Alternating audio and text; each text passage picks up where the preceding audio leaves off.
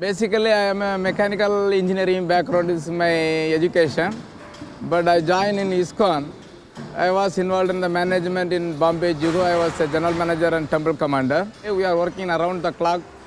That's like normally the working system, like 8 hours the working here is 1 day, but here 1 day we are getting for 3 days job. Like a morning hours like 1 shift, again the evening hour 1 shift, we give overtime also. The Mayapur area is subject to regular floods by the Ganges River. So to resist the floods, earthquakes, or other natural calamities, the massive building rests on a so-called floating foundation, a special structure consisting of 2,500 pillars made of first-grade stainless steel. When the foundation is forced to move, the building adjusts with it without suffering damage. The cement and other materials used in the construction are also of the highest quality to make sure the building serves its purposes for many centuries.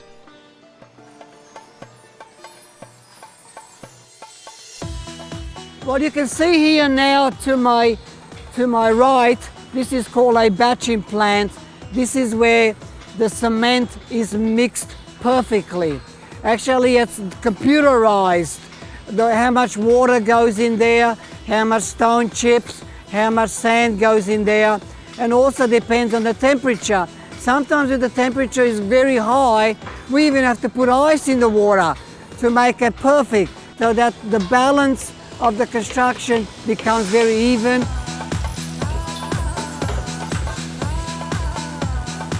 Coming up this staircase, which is very wide, you're coming up here, then you're also coming up the stairs up here to the landing. This landing will be just an area that will take you all the way to the next level of stairs, and from here you'll be entering the temple.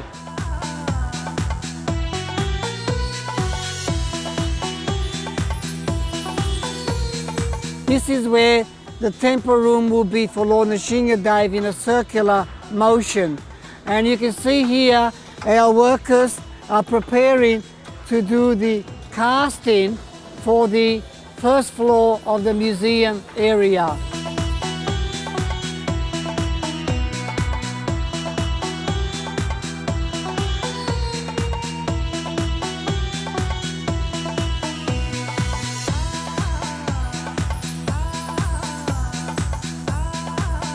Now we're standing on the 3rd floor of the museum. Now we are actually getting preparations from this floor to go to another 2 levels of floors, which will be the service floors for the big temple. This is the furthest point that you can view the deities of the temple room floor.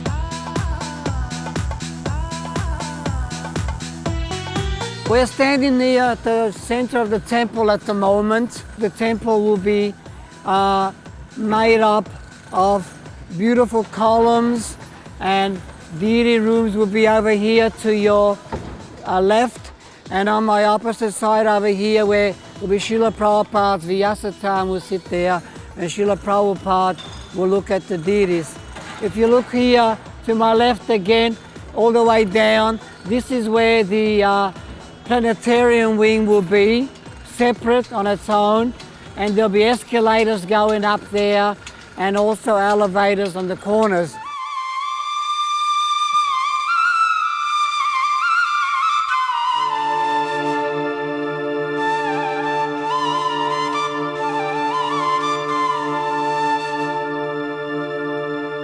The dome above the main hall of the temple will be over 100 meters high, or 330 feet, which will make the building the tallest Hindu temple in the world. One of the greatest challenges, however, is to create a perfect acoustic experience in such a massive space.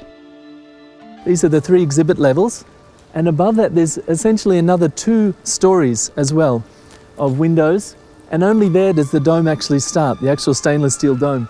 So right there another 12, 14 meters up, and then from there another 45 meters up, straight up into the air. So you can imagine how high and how huge this area is going to be of air that we're going to deal with it as an acoustic space.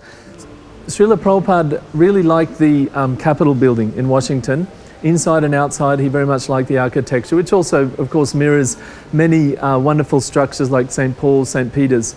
And many of these structures, they have what's called a coffered ceiling, where the ceiling actually steps back into it. So our dome is huge, a massive open structure. So we have to do some very serious treatment of that, or we're going to have such a huge echo that no one will understand anything. What we've designed is, this is a coffered ceiling panel, but this is just a mock-up in plywood, but there'll be 30% perforations, and it will be made from aluminium, which will be anodized, so it'll be golden color. And behind this will be about 20 centimeters of glass wool acoustic material. When you put 30% perforation in a very thin material with acoustic material behind, the whole thing acts in the same way as just the acoustic material, because it becomes like a resonator. If you look at this from a distance, it just looks like a nice pattern. You can't really notice the holes. But close up you'll see there's many, many holes, and this will line the entire dome so that the reflections won't just go everywhere. It will actually just stop. Something like a recording studio, something like that. It'll stop those sounds, and there'll be some resonance at 1.5 to 2 seconds, which will be a nice reverberation in the building.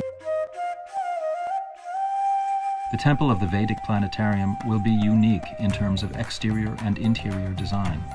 The international team of accomplished artists are working out the fine details of the decorative elements of the doors, windows, walls, floors, and altars. The materials they use are carefully selected to make the panels remain sturdy, practical, and aesthetically pleasing for centuries to come. This temple will be also covered in white marble. Now, India has exhausted all its mines. There's no more white marble available. So I had to research overseas, and we found some very wonderful marble in Europe, Asia, and also in Vietnam. This is a white marble that comes from Vietnam. It's pure white with no flaws or greys on it.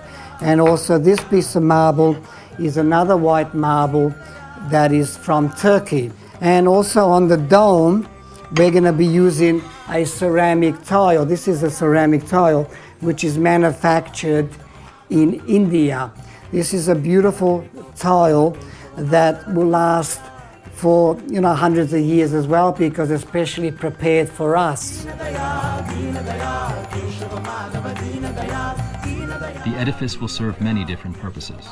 It will be a religious, educational, and community center for the thousands of families and monks who had settled in Mayapur and contributed to the development of the spiritual city over the past 4 decades. Also for the millions of guests who visit here each year. When the new building opens in 2016, it will be able to accommodate over 10,000 visitors at one time. The most unique aspect of the Temple of the Vedic Planetarium, however, is the attempt to reconcile the 2 main aspects of the human search for truth, science and religion. Prabhupada understood very clearly that science without religion is incomplete. Religion without science is incomplete. The two do go together. Religious texts have a long history of scientific relevance. In the world of science, an idea or theory may have many different inspirations. A scientific idea could come from some religious text, it could come from a dream, it could come from a novel or a poem. The source of the idea isn't what's important. What's important is that a scientist is able to justify the idea in terms of observation, experiment, and scientific inference. If that can be done, it doesn't matter where the idea comes from. People often make a distinction between faith and knowledge, that religion is the abode of faith and science is the abode of knowledge. But this distinction is very artificial. Both religion and science, each of them have faith and knowledge. The modern approach is that I have faith in my perception And if I can perceive something, then it's fact. Our approach is somewhat different. We have solid scientific knowledge that is based on the Vedic statements. And we have faith in those Vedic statements. And the two combined mean that we are in a position to be able to understand properly the scientific workings behind everything. But nowadays we have this mechanistic worldview that's being presented to us through the schools and colleges, through the newspapers, through the TV and all the other media. And they're presenting a rather dreary picture of the universe, that it's just some dull matter, and somehow or another it magically gives rise to life. When you look at the actual science that's being presented, much of it is just speculation. It's not based on any proven fact. Prabhupada's mission was to confront modern scientific atheistic theory, which is that life comes from matter. You know, that somehow or other there was a big bang and life evolved, Darwin's theory and all that. But from the Bhagavatam we understand that that is just not true, that life comes from life.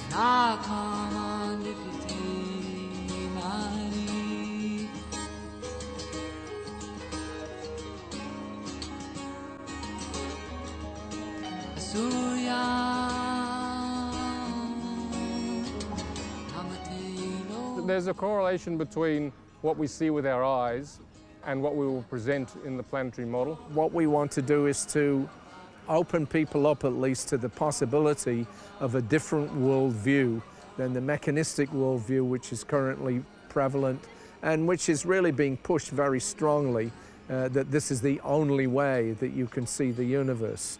There are other ways, and we want people to know what those other ways are, and then we'll leave it to them to decide what they find to be more credible. The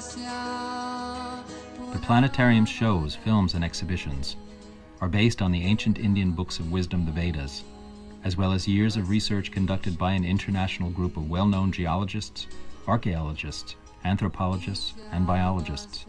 Their work has been supported by the 16,000-volume library of the Kolkata-based Bhaktivedanta Research Center. The Temple of the Vedic Planetarium, the west wing of the building, will comprise of about 3 levels of exhibits of various kinds. Those exhibits will be based on these works.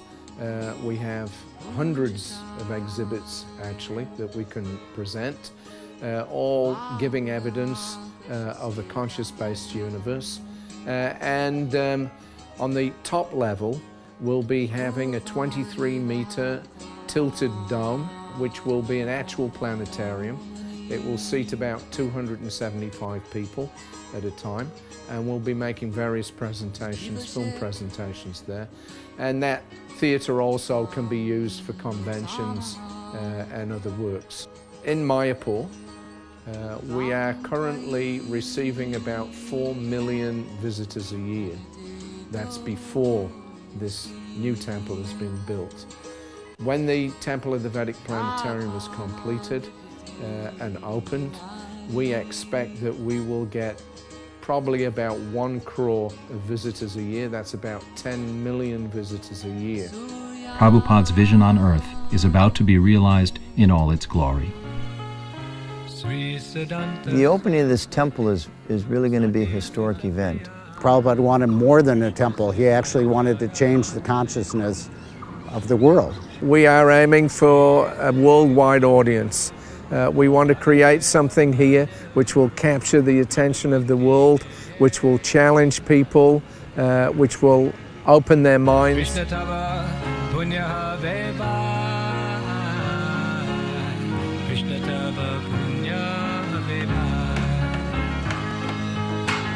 Punya koribe jabe, radharani kushe habe, druvate bole tamata.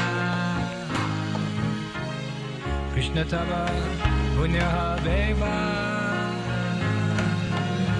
Krishna tava punya.